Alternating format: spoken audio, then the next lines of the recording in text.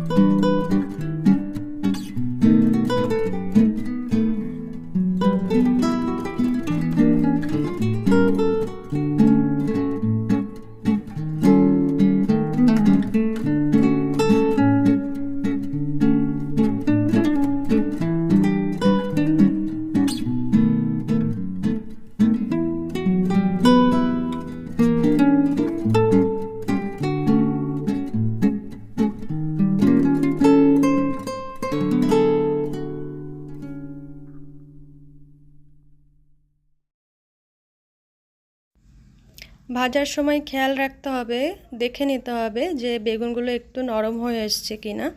দরকার হলে একটু ঢাকা দিয়ে বেগুনগুলো ভেজে তুলে রেখে দেব।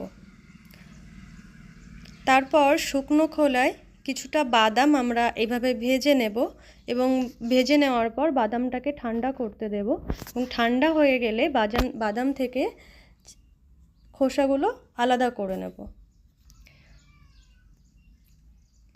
দেখে নেব কড়াইটা গরম হয়েছে কিনা। কড়াই গরম হয়ে গেলে কিছুটা তেল দিয়ে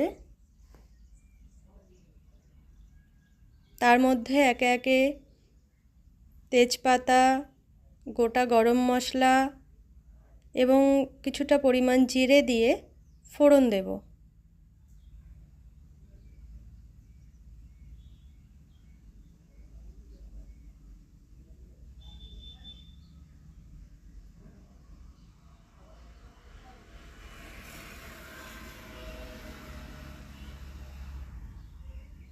এরপর কুচিয়ে রাখা পেঁয়াজগুলো দিয়ে দেব।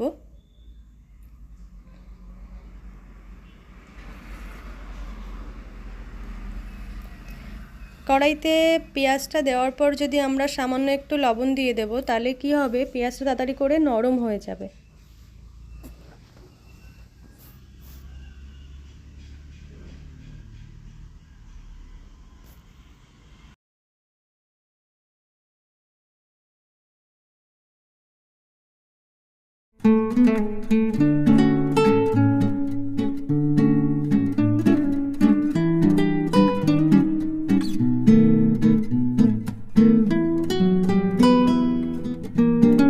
পেঁয়াজটা লাল লাল করে ভাজা হয়ে গেলে বেটে রাখা মশলাটা এর মধ্যে দিয়ে দেব।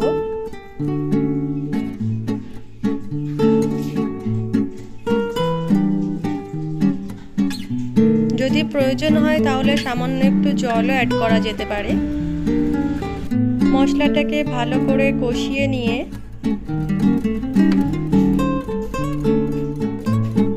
তার মধ্যে একটু জিরা পাউডার, একটু ধনে পাউডার, একটু কাশ্মীরি লঙ্কার গুঁড়ো এবং সামান্য পরিমাণ নুন দিয়ে দিতে হবে। সাথে অল্প পরিমাণ হলুদও দিতে হবে।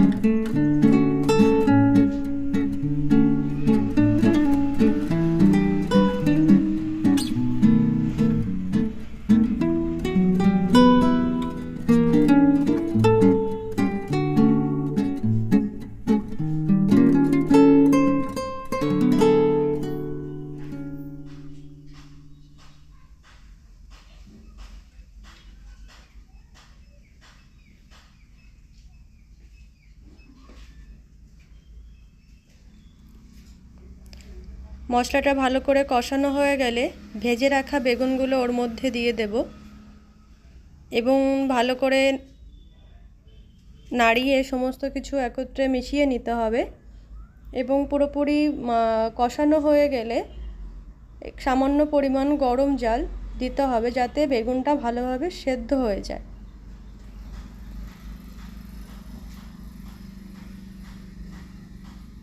এবং এরপর যে বাদামগুলো আমরা ভেজে রেখেছিলাম সেগুলো ভালো করে পেস্ট করে নেব।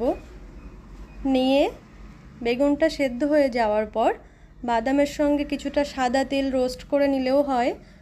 যদি কেউ দিতে চাও দিতে পারো, নাও চাইলে নাও দিতে পারো, কোনো অসুবিধা নেই। তো বেগুনটা পুরোপুরিভাবে সেদ্ধ হয়ে যাওয়ার পর বাদামের পেস্টটাকে আমাদেরকে ওর মধ্যে দিয়ে দিতে হবে।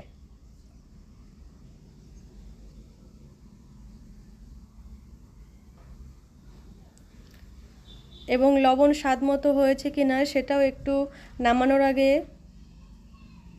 চেক করে নিতে হবে, যে কিছুটা পরিমাণ যদি লবণ লেগে থাকে তাহলে আবার লাস্টে আপনারা কেউ দিয়ে নিতে পারেন।